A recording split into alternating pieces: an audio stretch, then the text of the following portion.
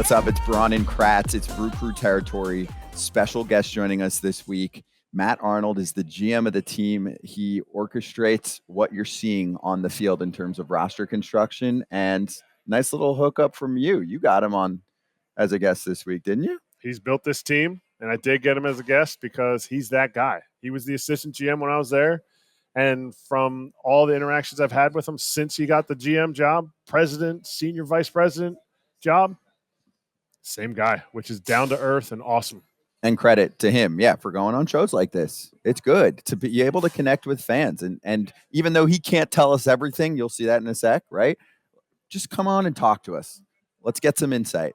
So here it is. Milwaukee Brewers head of baseball operations. Oh, what a head that is, too. Look at that thing. Just monolithic. It's not good. Appreciate you joining us, Matt. Thank you, man. I appreciate it. It's great to see you. Yeah, good to see you, too. The last time we saw each other, before I got fired from the Brewers, I'm sure that wasn't you. I'm sure that was Stearnsy. You guys had to go get Yasmani Grandal. That didn't work out well for you, but anyway. We not bitter about it, but no. Just remember, I take tickets. I keep receipts. We had a nice, enjoyable dinner. A couple different dinners in playoffs.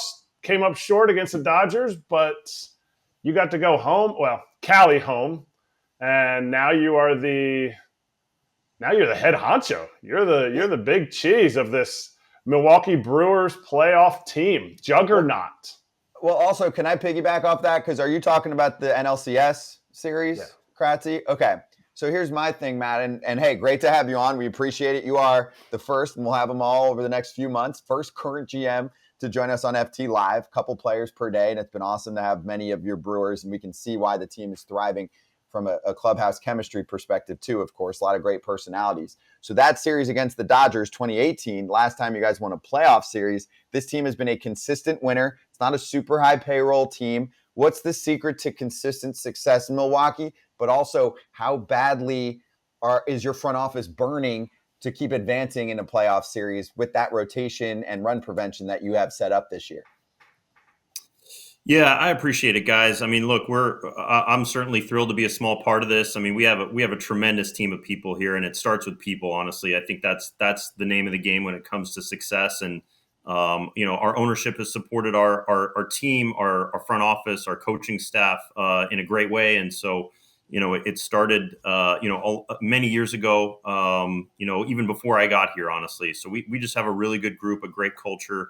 And I'm thrilled to be a part of it, and I think at this point, like you've talked about, we've made the playoffs here a number of years in a row, and I think we're looking to advance even deeper. Obviously missing last year was a tough situation for us, and I think it just galvanized us a little bit more even to want to get back there. And I know Kratzy was a big part of it for us back in 2018, and he knows what it's like, and we have a great culture, and we just want to build on that. Matt, what is it? You kind of cut your teeth with a bunch of different organizations, but you really made hay with Tampa. What is it about Tampa? Because there's a million guys from Tampa that are now GMs and presidents and everything, and you look at them, they're a small market team that's had success. So what the heck do they teach in Tampa, and what do you share with other people about Tampa?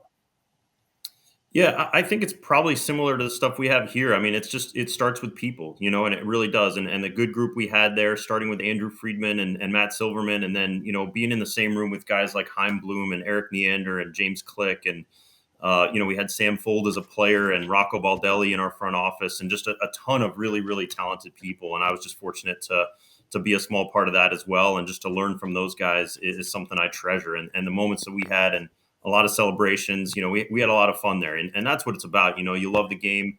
We love to win and have fun and challenge each other, I think, in productive ways. And we've tried to do the same thing here in Milwaukee. You guys have. And that's what I try to tell people all the time. It's that communication. It's the human aspect of it. Take us back to either that time when you were with the Rays, or all the way back to your first internship, whatever your job was with the Dodgers while you were still in school. Is this the job that you wanted? Were you like, man, I want to be head of baseball operations? Or did you say, oh, yeah, I just want to be a GM? Or, oh, I want to, you fill in the blank? No, honestly, not even close. I mean, honestly, like, I just love the game, and I just wanted to be a part of it, and worked my tail off. I think like a lot of other guys, and just wanted to learn as much as I could and help contribute to a winning team. And good things happen. I think when you put your nose to the grindstone and work hard and you care about other people, and I think that's really what's exciting for me about this group. We continued, I think, that momentum here, from Doug Melvin to David Stearns to myself. It's just having the right people around, and I'm just thrilled to be a part of this and be a part of a great winning culture. So let's get to the trade deadline first off. And Chafin for the bullpen, Carlos Santana and Mark Canha, who I'm sure you've heard many times about both of them. Those are pro ABs. You're seeing that. Canha's been better with the Brewers than he has with the Mets. Obviously, Santana for years has been a guy that is so difficult to get to extend his strike zone. How have those pickups looked for you, both in terms of what they're doing individually, but do you feel like from those hitters, there is a contagious component to watching those ABs for the young guys that you have? Yeah, I think that's exactly right. I think it starts with those guys, and I think that the way that they lengthen out our lineup, I think, is something that we were hoping to accomplish at the trade deadline, and those guys are experienced as well. I think adding a handful of veteran guys here that had experience in playoff environments, I think, is something that's incredibly important for us. To complement our young group, we do have a really young group here still, but also with a young group with experience, and so I think just adding those types of guys lengthen our lineup, and also, they're both good defenders as well, and that's kind of the brand that we have here. We play, it's more pitching and defense than anything else, and those guys add value with their bats, but they're also good defenders as well. Wait, Scott forgot to mention somebody. There's a story out there that you guys had Pete Alonso on the hook. Oh yeah, but then something happened. So can you clarify this for us? Because I think Ken Rosenthal wrote about it. Something about the Brewers were close to obtaining Pete Alonso. Or you could say it this way: they were looking into a lot of power for their lineup, because you can't say the player. Okay, sorry. I mean, you can. He can't. Yes. Yeah, look, as far as obviously, individual conversations, we had a ton of conversations, and I think anytime somebody like Pete Alonso comes up, it's certainly somebody that would get our attention. But I would say we had a lot of different conversations at different levels. I can't speak to any specifically, but he's certainly a talented player, and he'd fit on just about any good team. Spoken like a true Eric Kratz disciple, right there. Yeah, right. I would have just blurbed it. They would have fired me, whatever it was. I would have just said it out.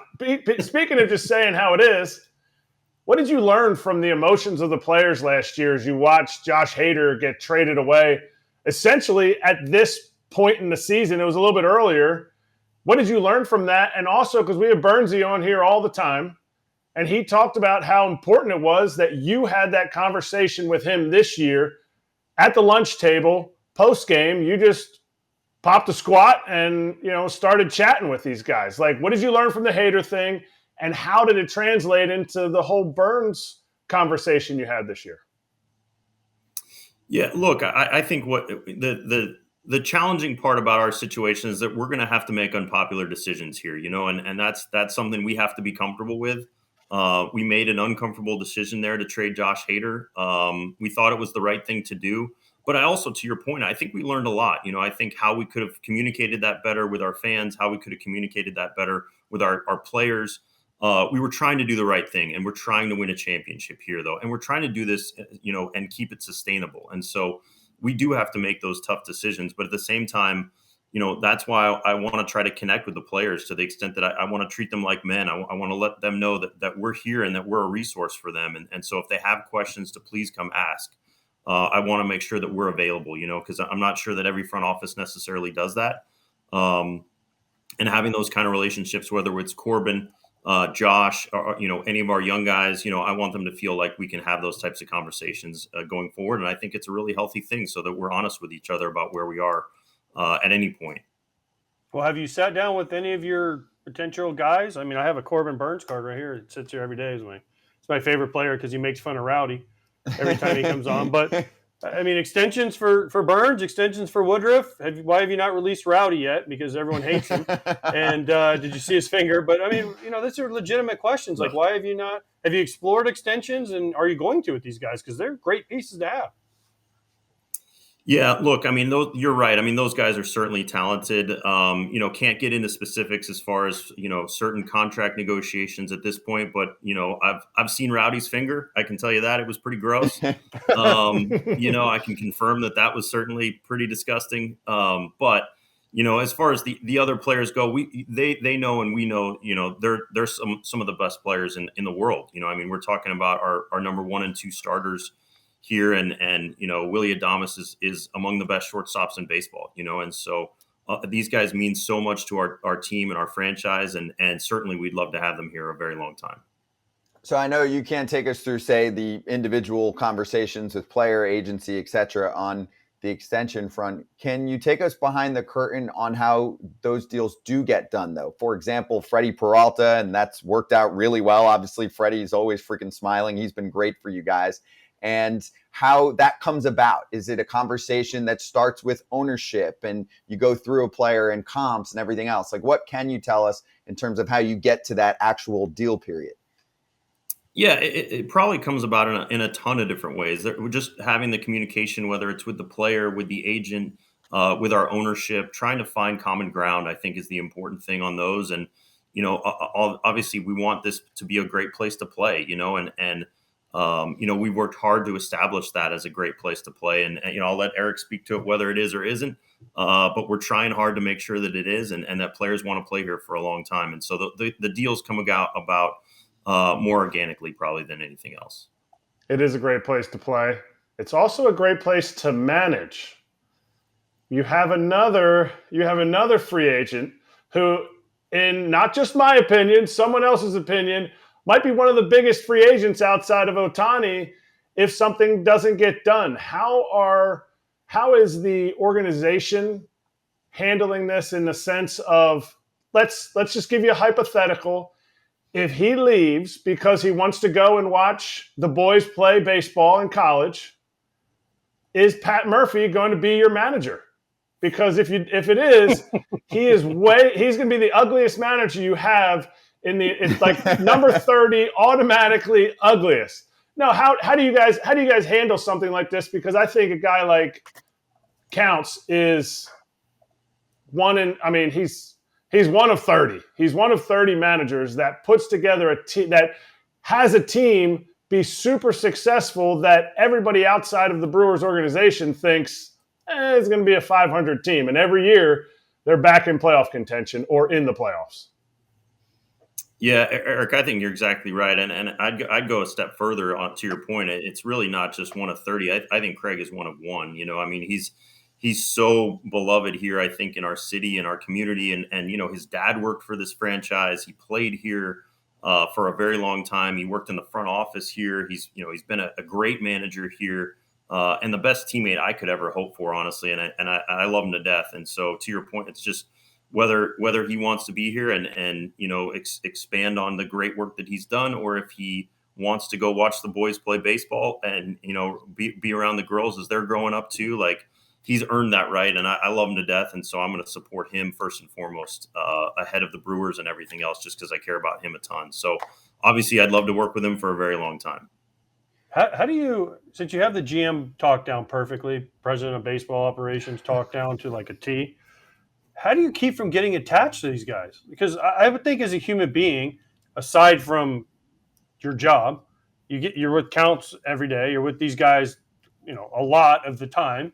How do you keep from getting attached and letting personal attachments get in the way of what you need to do for the franchise? Yeah, I think you're right, AJ. I mean, we certainly get attached. I mean, that's just reality.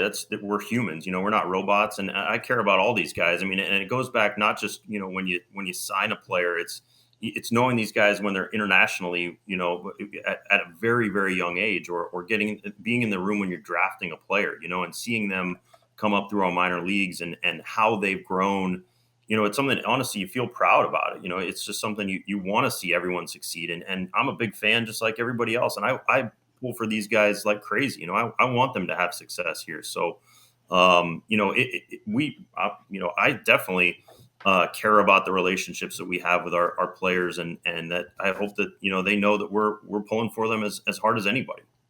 One more for you on Counts is, depending on what he wants to do for his personal life and fam life, that's one thing. Can you assure Brewers fans that if he wants to manage, it will be in Milwaukee?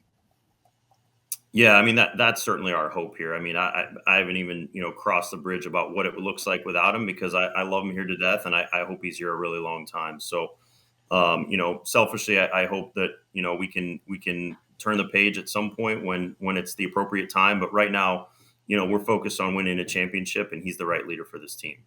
All right, Brew Crew Territory fans, if you want to look as cool as Rowdy or as Eric Kratz, right here, right now, Shady Rays coming at you. My future's so bright, I wear sunglasses inside. They're better outside, okay? I recommend them for outdoor use, but you can gear up for the season with quality shades built to last, and they have you covered with premium polarized sunglasses that won't break the bank. If you lose or you break a pair, even on day one, which I have a problem with, they told us they'll send you a brand new pair, no questions asked, so you can wear them with confidence. And also, they do a lot within the community. There are many reasons why they're teamed up with the Foul Territory and Brew Crew Territory crew. Yes. And this is how Eric Kratz backs me up, just looking cool next to me. And exclusively for our listeners, you can go to shadyrays.com and use the code FOUL, F-O-U-L, all caps, for 50% off 2+ pairs of polarized sunglasses. It's their best deal of the season. Try for yourself the shades, rated 5 stars by over 250,000 people. Kratz, you nailed that. Matt, we talked about attachment to players. You have to go to arbitration with players, and it sucks. I went through arbitration, and I sat there, and the GM of the Giants at the time was across the table from me, 4 feet away.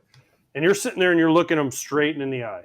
That has got to be the hardest part, right? For me as a player, it was like, I had just gotten traded to the Giants, so I was like, I don't know these guys. It's not as big of a deal. But if I had come up through the organization, came up with the Twins, and I had Terry Ryan. I would have Terry Ryan sitting across the table from me, who drafted me at 17 and let me get to the big leagues. And then it's like, oh, yeah, by the way, you stink at this, you stink at this. And I'm like, well, I'm good at this, and I'm good at this, right? So that has to be a impossible situation, because then you leave the room, and you're like, okay, I love you again. And the player's like, well, you didn't love me 30 seconds ago. So how do you balance that?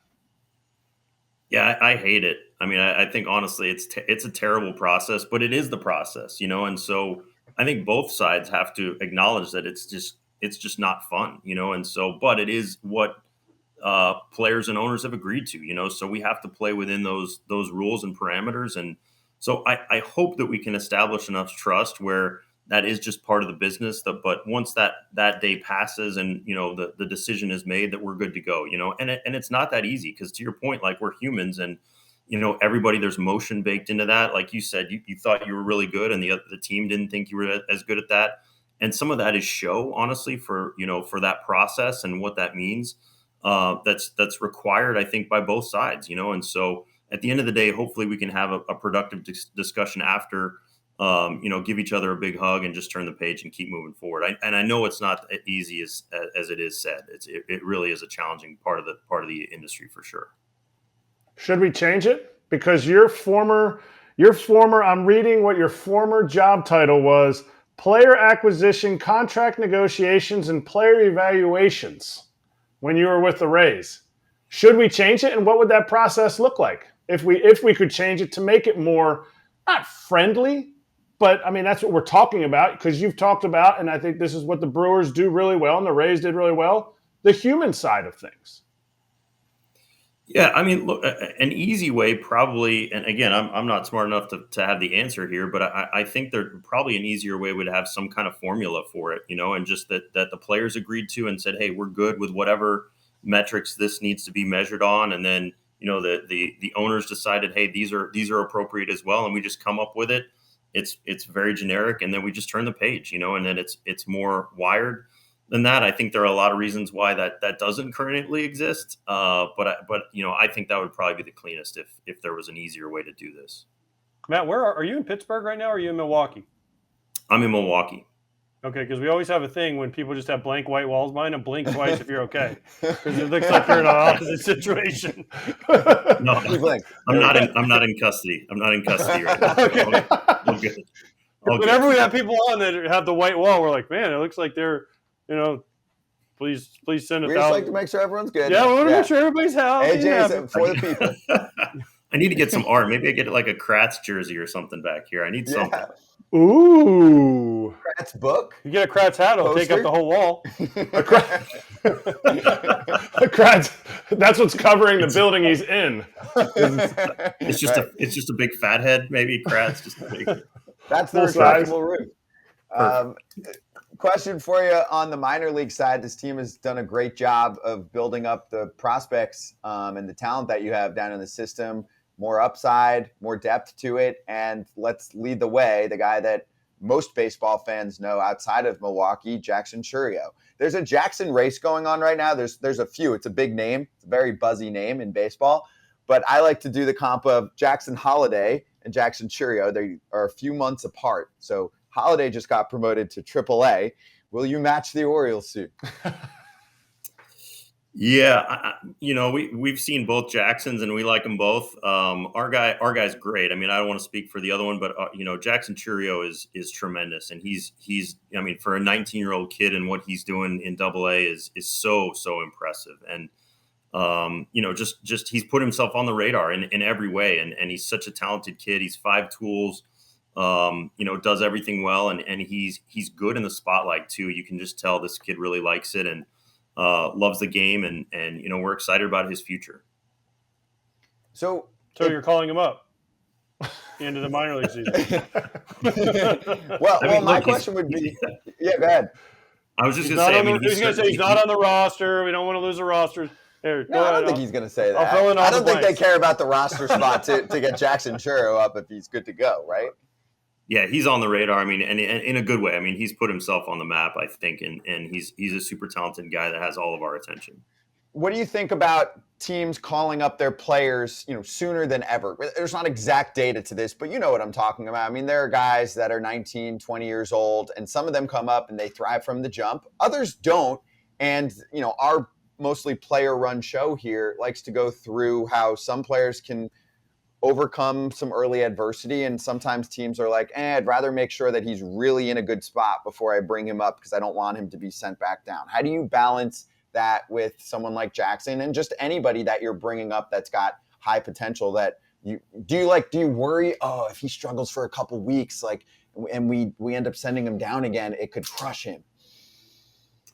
Yeah, it's a great question. I mean, we certainly don't have a formula for that, and it goes probably player to player. I mean, the one thing I'd say is that, we've tried to be aggressive with young players. When we had Mitchell here, who unfortunately got hurt, but Joey Weimer, Sal Frelick, Bryce Terang, we've pushed a lot of guys here that are young to the big leagues, very soon, and we think it is a good challenge for them. At the same time, we've also had to option really good players, going back to guys like Corbin Burnes and Brandon Woodruff, Freddie Peralta, and had that same conversation with Bryce Terang this year when we optioned him. It's like, look, you came here and look, there's more to work on, and that you're not the first great player to be optioned, and we've optioned other great players, and it is the good ones, respond. And honestly, that's the thing that, they're probably going to be upset, and anybody that happened to be optioned, you probably don't want them around. And it's really a credit to those guys to bounce back, learn from it, grow, and then come out better on the other side. Have you ever asked Mark A for more money? Mark Antanasio, the owner? Have you been like, I know this is our budget. Can I get just a little bit more? And I know you're kind of new at the whole position, but just a little bit more? All the time. Yeah, of course. Yeah, no, but look, he responds, I think, and he helped us. I mean, I think we don't get the guys we got at the trade deadline without his support. We don't go above and beyond, on the draft without his support, and I think to have some sustainability, you have to have great ownership, and we certainly have that here in Milwaukee. Matt, I want to ask you about the catching machine that you have, and if Eric Kratz had anything to do with the fact that No, they shit canned Eric Kratz as soon as they could. So apparently he wasn't involved and he didn't get all the secrets. that was a long time ago, though. But you bring a guy over, and Matt, to me, it's getting like ridiculous because you guys have such an edge in that department, and we've spoken to other brewers about this, where it doesn't even take long. The transformation happens so quickly. Say with someone like William Contreras, who comes up last year, rookie, he's really young, he's learning the position. I'm sure you could see some of those signs of improvement back then, but immediately comes to your squad and he's like one of the best framers and receivers in the game. How does that happen? Yeah, I mean, I think it's probably a combination of the player themselves and then our coaches as well. I mean, I think, Kratzy was probably the OG receiver back there. He's one of the best there was way back, even before there were the early metrics. This guy showed up at the top of the charts, and I'm not just saying that. I mean, he really did. And it starts with recognizing, I think, the value of what catchers bring on a day-to-day basis. And it's not just what they do as far as receiving, catch and throw. It's also how you call a game, and learning that side of the game. And it's really complicated. And it's something that, again, it's just hard to measure that type of person. And, going back to Kratzy and everybody else here, those guys have just had those ingredients. And if they haven't, we've tried to just instill those through coaching and good training to the extent that we can provide those avenues for those guys to improve. You made me blush. All right. So we're going to. He's making you money, Kratzy. Yeah. He made me money because he brought me up to the big leagues. Yeah, exactly. Just to catch the ball. So I appreciate that. I know it was all Matt, so that's where we're going to leave it. It's not even a compliment. We all. This is such a random question. I wrote it down, but we have a GM on here now, and we always say this: are GMs afraid of trading within the division?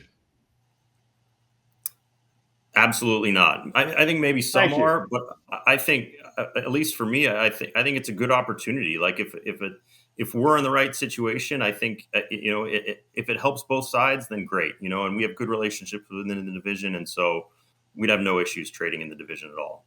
So why didn't you trade for Nolan Arenado? Corbin Burnes told him not to. Oh, Corbin Burnes said no, damn it. Yeah. He's a great player. He's a great player. All right, so let's finish with this on the personal side, because we do like to do this too, of course, right? Loose combos. For you, Matt, and I know what the position's like, not personally, but hearing from guys, right? It's a 25-hour-a-day job. What do you do if you need to unwind, kick back? You're watching, another sport for a few hours. Do you have a certain hobby that you like to go to in, say, the off season, if you don't have to be at the office all night? What's one thing that we might not know about you that you really enjoy?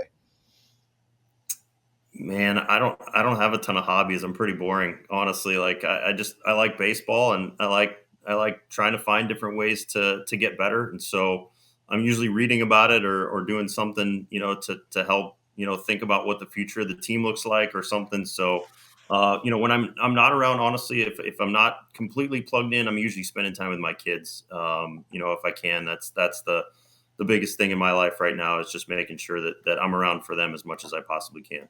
So it's December 10th. You can't sleep. It's like 11 o'clock. Will you watch a certain show? Will you read a certain book? Like, have you read this book, and did it teach you anything, or did it make you lose all interest in baseball? I'll read it. The Tao of the Backup Catcher, Playing Baseball for the Love of the Game, by Tim Brown with Eric Kratz.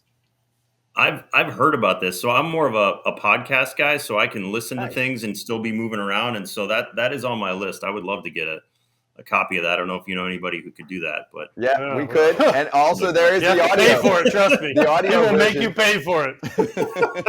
Yeah, making you pay for it because the Brewers fired me.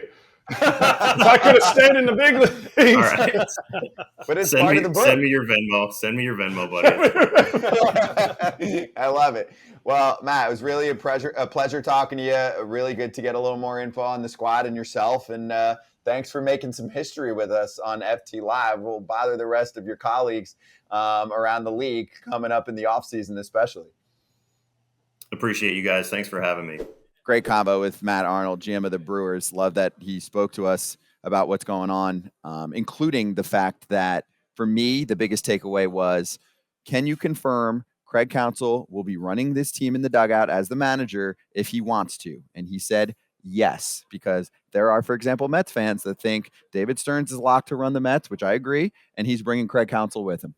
To me, it sounds like a zero chance he's going to New York. It's just a matter of if he wants to. If he wants to be there, which you can never put a war or a value on a manager, but I know what he brings, and this is one of the reasons that this team constantly exceeds expectations is because he gets the most out of his players. And it's going to be a new roster next year, very similar, but there's going to be some new pieces, trades, all that stuff.